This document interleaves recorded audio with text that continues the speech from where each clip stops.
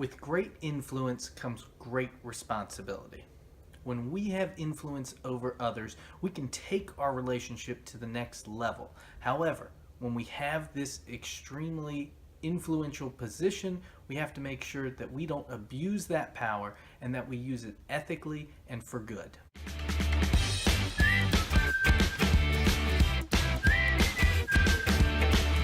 I'm Gene Clark, this is Self-Development U, and I'm excited to bring you my review of the book Influence, the Psychology of Persuasion. If you haven't checked out Influence yet, I'm going to leave two links in the description down below for you. The first is going to be a link to my summary of Influence. The second is going to be a link where you can purchase the book. Influence is a fantastic book. It reminds me a lot of the 48 Laws of Power. It's got a very similar flow about the whole thing. They introduce either the law or the element in the case of Influence. Then they give you a story, a couple of stories. One where you see a successful execution of the law or the element, and then one a failed execution of the law or element, and then they wrap up everything towards the end of that little segment. Unlike in the 48 Laws of Power, Influence has a much more ethical tone to it. 48 Laws of Power, it can come across as a very power-hungry type of book, and I won't get into that book right now, but Influence, it just comes across as, oh, I want to take in these principles, I want to gain more influence, and I want to use my influence for good. Because there are people out there, the smugglers of the world, that are going to view those influential situations merely as short term. They're going to do whatever it takes to gain that immediate influence, use it for their gain in that moment, and then they're going to move on. That's not the point of Influence, though. They want to turn all of us from bunglers into sleuths, and they don't want anybody to be a smuggler just because there's not that ethicalness, and that's bringing negativity, that's bringing an attitude that you don't want out in the world. Influence was written to help us, mainly as bunglers, turn into sleuths. We don't want to bungle away those opportunities where we can gain more influence, and we definitely don't want to be those smugglers who at the end of the day are going to have a hard time looking themselves in the mirror. We want to bring about influence in the right way and gain that influence in a genuine and honest manner, because we as human beings deserve to be treated in a way that is genuine and honest and not be deceived by some immoral smuggler. And that leads me to my favorite part of this book. And I guess I shouldn't say my favorite part, but my favorite aspect of the book is that after each element was introduced and the stories were given out to us, I was able to kind of step back, close my eyes, and really think, okay, have I ever been in a situation like that? Or if I put myself in that situation, how would I have acted, or how did I act in the past? Was I a bungler? Did I have the chance to gain influence and I blew it? Was I a smuggler? Did I import that influence in a false manner? Or was I a sleuth? And did I gain influence over somebody, and was I able to maintain that influence over the long term? The book is called Influence, the Psychology of Persuasion, and I think that's more the point of the book. It's supposed to get you to think, not just introduce these elements and introduce these types of influencers, but get you as the reader or the listener to think about yourself and your actions and how you act going forward. What was amazing to me is how much these elements of influence us on a daily basis, whether consciously or subconsciously.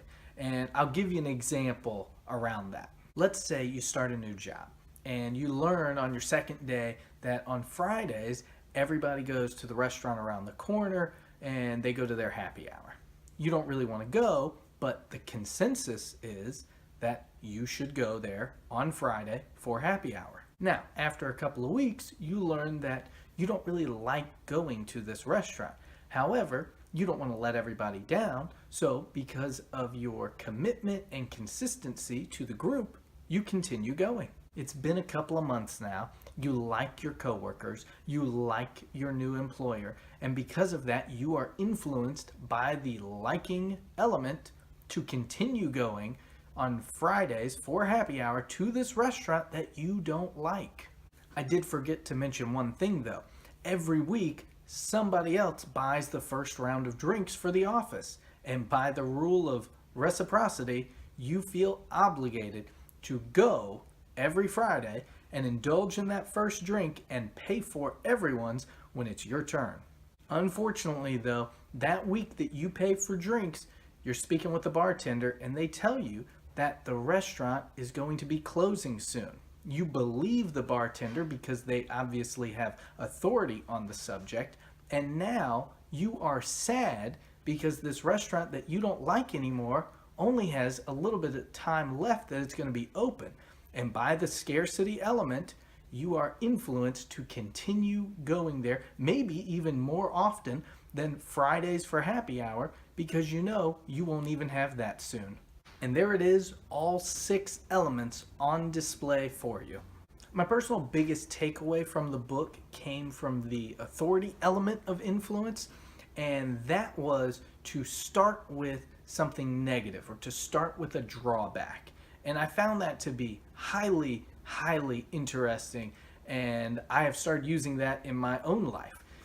Whenever you're trying to sell something, whenever you're trying to gain influence, whatever your product, your service, or even yourself, if you start with that drawback or that little bit of negativity, again, focusing on yourself, not mentioning your competitors and something good about their product. You want to mention your drawback. Hey, I know that our product is priced a little bit higher. Hey, I know that our industry is typically on the West Coast and we're here on the East Coast. Or I know you're dealing with multi-billion-dollar companies and we're just a $10 million mom and pop company.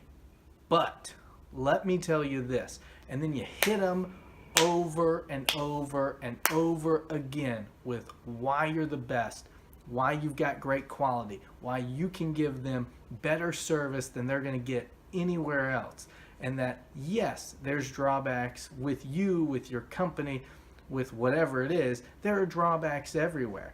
But your highs are going to be much higher than your competitors, and your one low that you introduced isn't even that big of a factor by the time you're done with your whole spiel. The biggest takeaway that I think everyone can get from influence is actually influenced for me by the 48 laws of power, linked to my summary and review in the description below.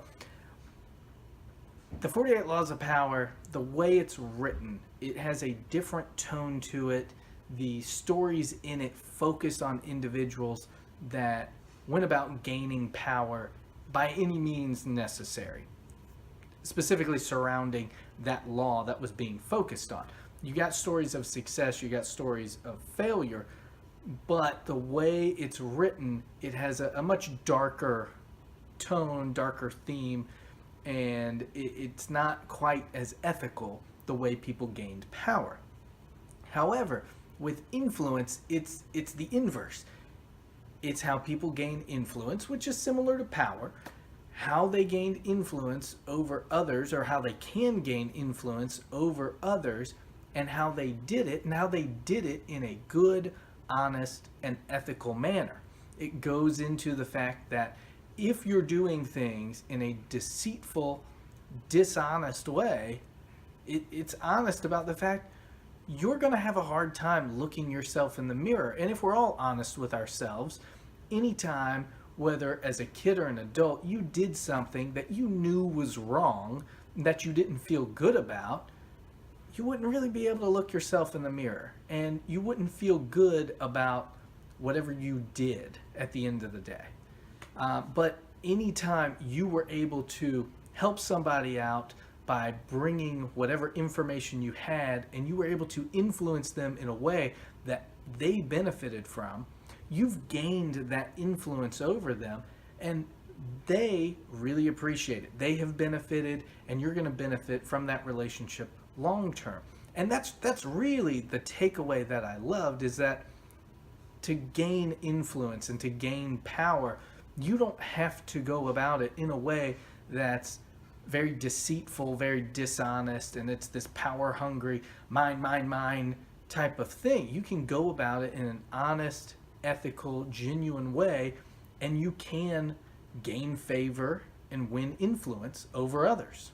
If you're looking to continue developing yourself and developing your skills, and especially for anybody out there that's in a leadership position, I'd highly recommend the book Influence to you. I think it can have a profound effect on your relationship with those around you that you're trying to gain influence and trying to lead. That wraps up my review of the book Influence, The Psychology of Persuasion. If you enjoyed this video, please hit that like button. And if you want more content like this, please subscribe to my channel, and please share it with any of your friends who could benefit from this as well. That's going to help this channel grow in the self-development and leadership space. To everyone watching this video, what has been the biggest influence in your life? Were you able to relate it back to one of those 6 elements? Tell me about it in the comment section down below. I can't wait to hear what all of you have to say, and I will see y'all next time.